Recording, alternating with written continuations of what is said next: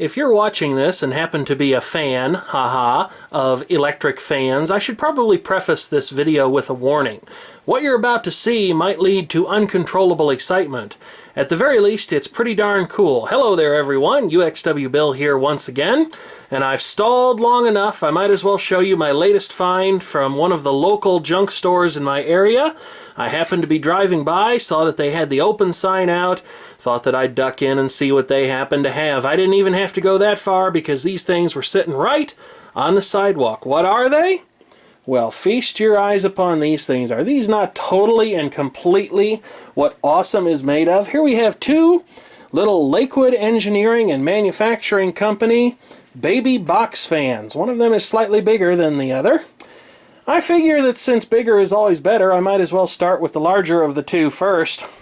These things are just so completely awesome. They would be the perfect thing to put into a small room, or even a smaller or older or irregularly shaped window that can't quite accommodate a full-size box fan. And these things certainly have it all over their cheap Chinese brethren, which is pretty much all you can find in terms of fans these days, and they're very, very disappointing. Lakewood Engineering and Manufacturing was one of the last companies, if not the last company left standing, to produce real fans with things like sturdy blades and powerful motors and well-made casings, but in 2008 or thereabouts they succumbed to bankruptcy, and that was truly the end of that. The modern Lakewood fans are nothing more than the result of someone's having bought up the brand and slapped it on some very, very disappointing pieces of junk. Even their high-velocity fans, which were pretty good, have now turned into nothing special. But enough of that, let's go ahead and take a look at this. This, the larger of the two fans, as you can see, has been a bit well used over time. It's got a couple of broken and missing grill pieces. The grill on it's a bit yellowed. There's some markings on it. On the bottom here, there's actually some rust and staining, but it still works very, very well. A true testament to just how well these fans were made. I'm not sure how old these actually are, but based on their styling, I'd say sometime, probably around the late 1970s, 1980s, somewhere in there. I don't think they could be as new as the 1990s, because by then Lakewood had definitely cheapened their fans a little bit, at least most of their mainstream fans as far as I'm aware, though again, far from an expert on this, would certainly welcome gentle corrections in the comments area. But as you can see, this one has a pretty decently made motor. Go ahead and turn the camcorder light on there. You can see it could probably stand a little bit of cleaning. I'll go ahead and pop the grill off here in just a bit so you can get a closer look at it. The blades are plastic, but I will assure you this thing has no shortage of air moving ability. I have not serviced this fan in any way. Both motors on both of these fans are fully oilable, and in fact they have a guidance notification on them that says, please oil this fan motor every 6 months or thereabouts. But I doubt that anyone has done that, and as yet another testament to just how much better these fans are than practically anything you can buy today. Oftentimes these fans go for years and years and years of heavy use before they finally lock up or get sloppy, even though nobody ever oiled them or thought to do so. So let's go ahead and power this thing up. I'll go ahead and start it up on the high fan speed here, and you can hear what it sounds like and see for yourself just how much air it happens to move, or at least as well as you could ever hope to see in the limited scope of a YouTube video, the limited ability of a YouTube video to capture the truly impressive amount of air that this little fan happens to move.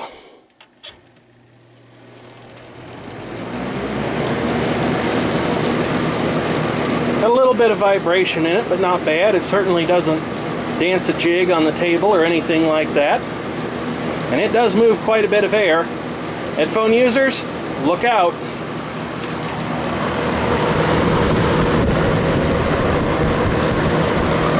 Go ahead and switch it down to the medium speed here. Still moves plenty of air, but is of course much quieter than the high speed.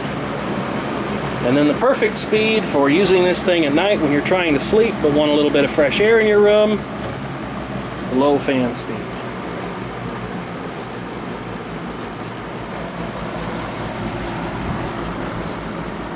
Go ahead and capture the shutdown here.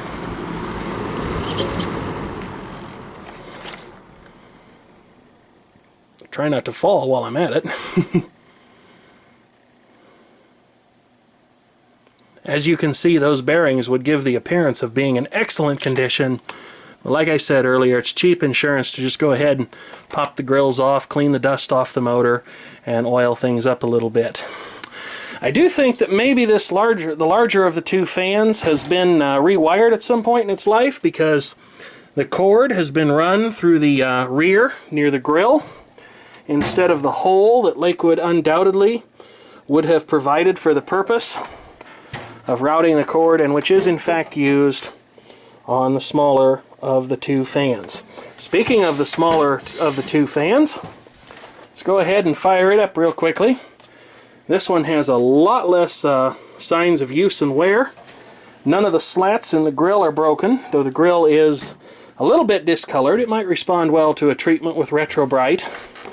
The bottom panel of this fan is in much better condition than the first. Got a little bit of scuffing and scraping on it, but nothing too serious.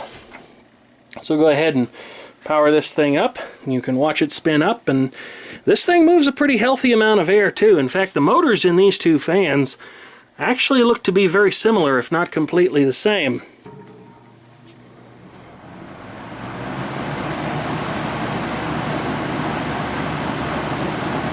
Again, headphone users, look out.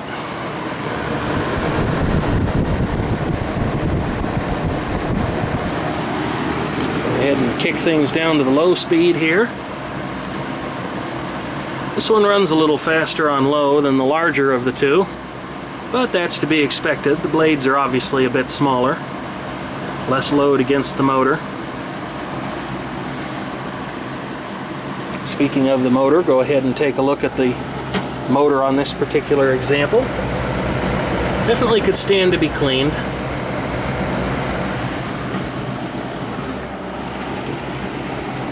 I'll go ahead and get some footage of the motor spinning down on this unit as well.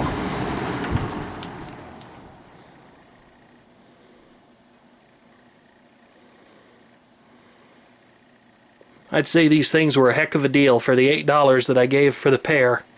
And I got out of there quick before the guy could change his mind and decide to ask more for them, or heaven forbid, sell them to somebody else. Let's go ahead and have a look inside, pop the grills off of them real quickly here. I went ahead and pulled just the rear grill off of both of these fans, as I decided there wasn't enough to be gained by removing both grills, and you can see quite a bit of detail here. In fact, there's a look at the motor on the larger of the two. Go around the corner here and you can see some of the model numbers that are printed on that, as well as the product numbers. I goofed when I said that I thought these motors might be the same between these two fans, because very obviously the larger of the two has a 3-speed motor and the smaller does not. I couldn't tell you what model the larger of the two is, as it appears that the model number plate has been degraded over time, and really the only thing I can make out on it is the Underwriter's Laboratory certification. Everything else has been lost to the sands of time, though I certainly expect that some of the avid fan enthusiasts that will undoubtedly watch this video might be able to tell me what model this fan is. The smaller one, however, has labels that are still most definitely intact. You can see it very clearly says this is the model number C-122X, manufactured by the Lakewood Engineering and Manufacturing Company of Chicago, Illinois. Now that particular plate, its purpose is obvious. It tells us who made it and what the model number is. This one is a little more interesting. It says that this is an automatically operated device.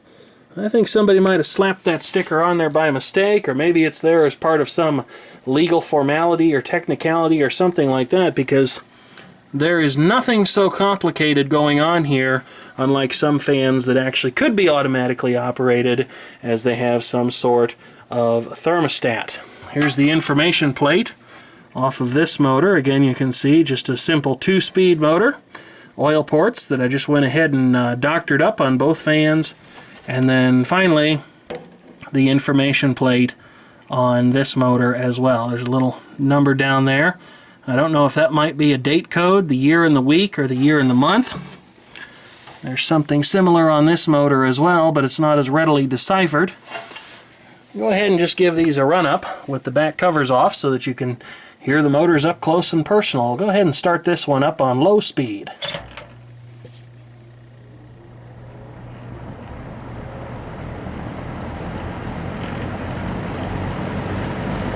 Turn it up to medium.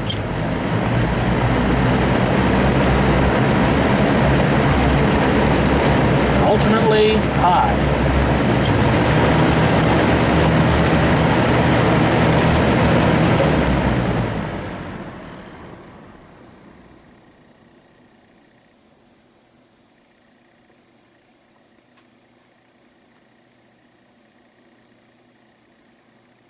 As you can see, it definitely takes quite a while for even those lightweight plastic blades to spin down. Just another testament to the good shape those bearings seem to be in. Go ahead and power up the smaller one here with a close look at the motor. Start it up on low speed first.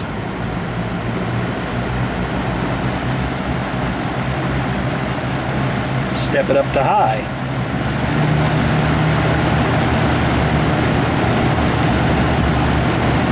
And off.